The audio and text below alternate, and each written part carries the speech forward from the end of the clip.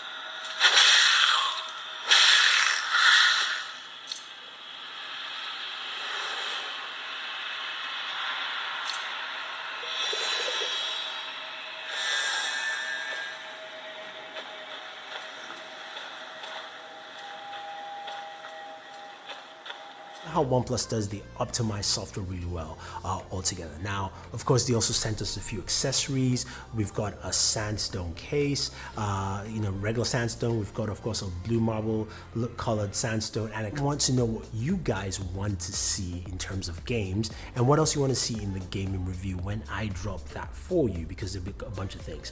But also, OnePlus announced its brand new OnePlus Buds, which will have a video on that specific. I want to hear your thoughts. What do you guys think about about the Oneplus Nord, right? We've seen it packs in a lot of features. We've seen, of course, that games run really well on there, and what games should we be playing so you guys can get the full extent of what the Nord has to offer. I'm excited. Pricing to the US, that comes up at $400 and $500. So this is a $400 smartphone.